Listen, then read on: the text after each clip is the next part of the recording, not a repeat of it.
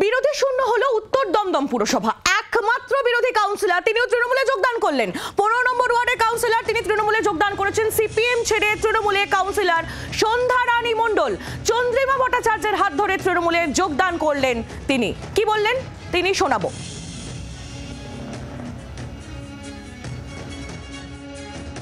আমি আজকে তৃণমূল কংগ্রেসে যোগদান করতে পেরে সত্যিই খুব গর্বিত এবং খুশি।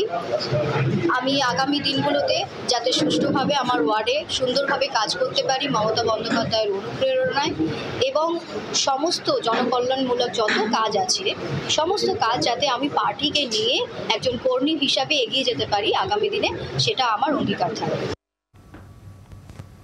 সন্ধ্যা রানী মণ্ডল তার বক্তব্য আমরা শুনছিলাম। এবার আপনাদের শোনাবো চন্দ্রিমা ভট্টাচার্য তিনি কি বলেছেন, শুনুন। রাজ্যটাই বিরোধী শূন্য, মানুষ কিন্তু ওদের পক্ষ নয়। সেটা যারা আছেন এখনো জনপ্রতিনিধি যারা বিরোধীতে আছেন তারা বুঝতে পারছেন।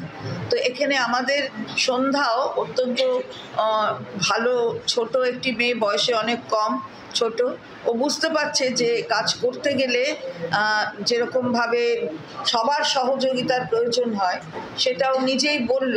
তাই আজকে সন্ধ্যাও আমাদের সাথে এসছে, আমি খুশি। বাংলার আওয়াজ, বাঙালির আবেগ, জি 24 ঘন্টা।